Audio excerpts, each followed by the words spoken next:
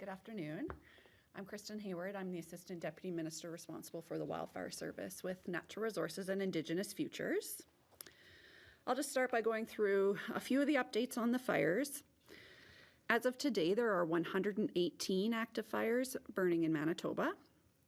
We have had 313 fires to date. Our 20-year average on the state is 229. After some precipitation in a few areas over the last few days, we're definitely starting to see fire activity start to pick up as things dry out. We also continue to see starts from lightning as thunder showers have and continue to move through the province. So today, fire danger is high to very high. There's also an area of extreme fire danger in the northeast area of the province. So I'll go through just some updates on some of our more priority fires. I have updated sizes on some, but not all of them, as maps are being updated. We do plan to issue a bulletin later today that will have all of the sizes if I don't report them here today. So Fire North 79 at Garden Hill has been very active yesterday. We've been working there with water bombers and helicopters to hold that. There are no reported structure losses in Garden Hill as of my update this morning. We're continuing work to protect values in the community, including homes and the hydro substation. And given the weather, we expect that will be an active area for us again today. We have a number of fires in the Split Lake, Tatasqueat, Cree Nation, and Gillam area. In Split Lake, Tatasqueat, Cree Nation, there was some pretty spectacular photos and video of some fire happening near the community there yesterday. That was a patch of green area across the water from the main community that hadn't burned previously, and so we were just kind of letting that burn off so that it doesn't spot over into the community in a way that we don't want. So no concerns there. We're patrolling that area, watching for any spot fires that might pop over into the community from there. But that actually is helping us out in the long run. There are a number of other fires in the Gillam area that we are actioning. A couple of them are looking pretty good now, including a fire near the York Landing airstrip and around Kelsey Dam. And the other fires in the Gillam area, we're just assessing to see if we need to do any action there. At this time, there is no danger to the community.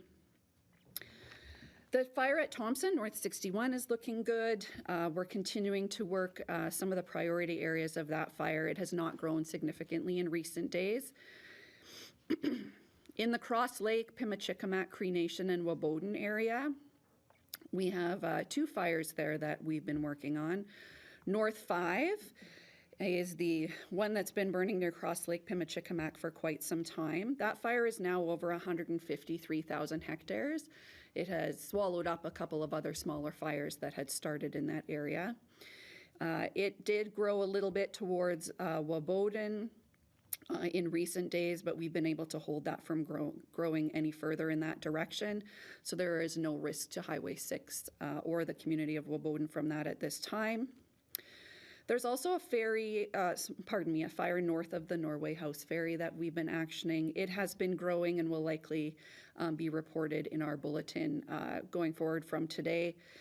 The fire started right next to the Nelson River, so we're just getting some resources on that to address that. Inland Lake, North 2, is looking pretty good, addressing some hot spots and just continuing to patrol town to make sure there's no issues with the containment that we have in place there. South of Lynn Lake, Fire 42, we had some challenges there yesterday and did see a bit of growth on that fire. No risk to the community of Lynn Lake at this time, but definitely a lot of active fire lines still on that fire that we're dealing with. There has been some loss of or damage to hydro structures in the hydro corridor there. The power is still on in the community, but I understand hydro is looking to do an assessment of that to see the extent of the damage. And we're working hard to continue air support over the corridor to ensure that there's no further damage to structures. In Leaf Rapids, there's a number of fires that are burning. Some have been growing a little bit, but no growth towards Leaf Rapids or towards the highway. So things are going well there. Same with Snow Lake, 2 fires in that area, North 53 and North 52. We have resources on both. A little bit of activity on North 52, but not growing significantly in size. And then finally, in the East region, East 61, the Bird River Nopaming fire has been growing a bit to the north, so we have remapped that one at 293,480 hectares. All other fires are, looking pretty good. No significant updates or growth on any of those. In terms of out-of-province resources, we have 295 personnel assisting us from other jurisdictions, including 263 firefighters and 32 incident management team and overhead personnel. We have 2 water bombers and a bird dog assisting us from Quebec, 200 firefighters and 5 agency reps from Mexico, 21 firefighters and 5 overhead from Minnesota through the Great Lakes Forest Fire Compact, 42 firefighters and 1 agency rep from New Zealand, as well as a 7-person incident management team from New Zealand, and 2 7-person incident management teams from Australia. I'll leave it there for today and pass it to Christine. Thank you, Kristin. I'm Christine Stevens. I'm the Assistant Deputy Minister responsible for the Manitoba Emergency Management Organization. As of today, 19 states of local emergency have been declared, and 9 communities from across Manitoba are evacuated due to wildfire threat. In the past 24 hours, 1 new evacuation has been declared, and that is for the Northern Affairs community of Island Lake and Stevenson Island. So as of 2:30 today, a flight will be bringing about half of the evacuees out, and then another flight is arranged for tomorrow for those folks. Currently, there are 4 provincially run congregate shelters that are operational in Winnipeg, those being the Lila Sports Complex, the University of Winnipeg, Billy Mosienko Arena, and the RBC Convention Centre. Currently, across the shelter system, the congregate shelter system, we do have 6,100 beds available for evacuees. I'd like to speak for a moment about congregate shelter and hotel placements. We know that it's really hard to be away from home, and people have questions and are eager for some clarity around, why have some moved to hotels and some others haven't, and what that process is. And really that process is not simple. What we're looking to do is really match hotel availability with the supports that people need. So that means that we look at medical needs. We don't want people to be placed somewhere where they're going to have to drive hours for medical appointments. It's about mobility and making sure people are in accessible rooms if that's what they need them. It's about proximity to services and keeping communities together. And it's also about making sure that we can have folks places where meals can be provided if people do need 3 meals provided every single day. So all of those things matter a lot to us, and that means that sometimes it's complex matching the right fit to the hotel availability that we have available for us. The other piece that we look at is we look for long-term availability, because we don't want evacuees to have to move and relocate from hotel to hotel. We would like people to be able to settle in. What I can share, though, is that since Monday, 705 more people have been moved into hotel room settings. And since Monday, we've been able to bring 10 more hotels online, bringing us up from our total of 58 to 68 hotels. And we continue to work on that piece very, very diligently. Every single day we're working to bring more hotels online that are a good fit for the needs of the community members that have been evacuated. So I'll leave it there for now, and we're open to questions if you have some for us. From the Island Lake Stevenson evacuation, how many people in total? There are approximately 15 people left in that community, so 9 people will be evacuating over the course of today and tomorrow, and some folks will be remaining there to maintain some essential services because there's an airport, a water treatment plant, and that community does support Garden Hill as well. So sorry, just to confirm, there's 15 in total that need to be out? No, there's 5 staying in, and there's 15 people in there in total, so about 10 coming out. Yeah. And I understand that Stevenson Island contains the airstrip that was helping with the Hercules evacuations and other aircraft operations. Mm-hmm. So how is that evacuation going to affect operations, bringing more people out if need be, or bringing people home? That airport remains operational. It's staffed and will remain staffed and open. So 705 more people moved to hotels since Monday, so how many people are left in congregate shelters? I don't have a total number of individuals in congregate shelter at the moment, but we can follow up on that point. Do you know the total of evacuees right now? Is it still around 12,000? Yes, I have that here. Just one moment.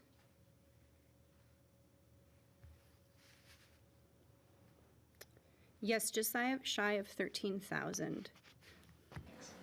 And so northeast region of the province is now under extreme fire danger. Are there any other communities who are being put on notice, or any communities that the province is looking at with a little bit of concern? Is there a fire encroaching? Or At this time, there are no other communities that we are considering to be threatened by wildfire. We know there are fires, though, burning in that area, and as well as many other areas of the province that have not been near communities and have the potential to move near communities. We know there's been some concern from residents of like St. Teresa Point or Wasagamacc about fires in their vicinity. Similarly, Nelson House area, there's a number of fires burning north of NCN. But at this time, none of those fires pose a threat to the communities, and based on what we forecast for winds and things, would not be something that would be likely to impact them in the immediate future. I think it was Norway House. There's a fire near the ferry. Wondering like how close it is, and if it does get to the ferry, what kind of threat does that pose to the community? I don't have a measurement on how far away it is from the ferry. I understand it's north of the ferry and not likely to be traveling in the direction of the ferry at this time. With Split Lake, you had mentioned that you're letting the fire burn across the water, right? Just wondering if there's any efforts in the actual community, if there's any sort of shift in the wind where it would send it towards them. So we continue to have staff, crews in the community with fire suppression equipment so that if there is any spot fires that come over from that area, they're able to address them immediately. They have been continuing to patrol for hot spots in the community for some time just to make sure that nothing can flare up and get away on us if winds or weather. And no buildings were affected at all? Correct. Any additional questions? Yes, I had a question about the American Red Cross said it's deployed 115 volunteers. Is this something the province asked for? We're working very closely with the Canadian Red Cross, and when we were working to establish the RBC Convention Centre, they decided to deploy the American Red Cross to help support that effort. They are experts when it comes to establishing those very large centres, and so they are here deployed to support RBC. And by supporting, do you know what they're doing? Yep, they're helping with the day-to-day operations. They helped establish the shelter. They also designed the layout and footprint and the flow of people through that space. Does this speak to a shortage of volunteers? No, I think it just speaks to us pulling the right people in at the right time based on the needs we're assessing. So this is what they do best. Okay, is there a reason why it was American Red Cross, not Canadian Red Cross? It's because the American Red Cross has expertise in establishing large-scale shelters. Okay. I had another question about the congregate shelters.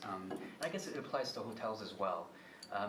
Children, they get bored. It's summer. They always get bored, but they're especially bored when they're in a hotel room or a shelter. Is there any sort of effort when it comes to, getting them outside, getting them doing stuff? Yes, yeah, we are working with community organizations, Indigenous community groups. Evacuees are able to access the Y services. If they show their wristband, they have free access to that. The RBC Convention Centre has daycares established for folks who are evacuated, and other programming is being worked on. So that's something that's very important in terms of establishing a well-rounded response with proper supports, and it's something that there are leagues of people working to address. Right. Have any organizations reached out to you? I'm thinking, or something that the province can help with, maybe museums, the zoo, even just going to see a movie? Is there any sort of effort that way? Just like every aspect of this event, Manitobans and community members have stepped up in countless ways to offer support. So they've come forward to us, and they've come forward to community leadership for the communities that have been evacuated. So yes, there's a number of options available. Any specific ones that you know? You know what, like in the first wave, for example, tickets to Sea Bears games were set up. People were doing day trips to the zoo. You know, swimming at the City of Winnipeg pools was lined up, and so it's much of the same in this round too. There's been a photo of a sign going around on Facebook addressing Red Cross evacuees, I'm guessing at congregate shelters there, talking about First Nation safety officers not tolerating unruly behavior. I guess there's been a lot of alcohol use is something that they mention in there. I wonder if you have any comment on that. You know, I haven't seen that post or that sign that you're referencing, but what I can say is that our Department of Justice is working very closely to ensure that there's really good wraparound services in place for folks in congregate shelters, because everyone has got to be safe, you know, when they're staying there. And I guess, you know, when communities move, everybody moves, right? So it's you know, you have the elder folks and young people and people who are thriving and other people who require additional supports. And so that's what the programming and planning involves, is making sure we're taking care of everybody and their needs. Can you speak to what sort of supports you're providing for folks who may be needing psychological help, addictions, treatment, or counseling in that regard? What are you offering at these shelters? You know, I think that probably would be a good question for our mental health support team. But what I can say is that, you know, Spirit team has been mobilized, the Turtle team is mobilized, mental health supports are deployed to congregate shelters and have a presence throughout the day and night. So there are a number of elements, but if you'd like more detail, we can share that specifically with you later. Have you been receiving, or has the province received any reports of unruly behavior or substance use of any sort in congregate shelters? You know, we receive reports every day on a number of different topics, and so we have good situational awareness of what's happening, you know, in the shelters. In that post, I realize that you haven't seen it, but it does say that people who are found intoxicated will be removed from the premises. I'm wondering where maybe these evacuees would then be placed, if you have an idea. That's something I don't have a specific answer to. I'm not certain. I have a question about the letting the fire burn, fire breaks created around Thompson, removing vegetation, this sort of thing.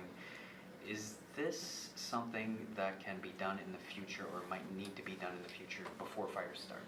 Do communities in forested areas need fire breaks? Yeah, absolutely. Communities should always be looking at protecting themselves from wildfire and mitigating the impacts of wildfire on their communities. We have worked with a number of communities, you know, over the years to identify opportunities to do that. And so there'd be a number of things, including vegetation management that might be done through a controlled burn, thinning or cutting of the forest. And so it's really driven by the community to look into that and identify that. Okay, because I was wondering, it's good to see opportunities, but is it something that maybe the province should consider mandating for certain communities if there's a high risk?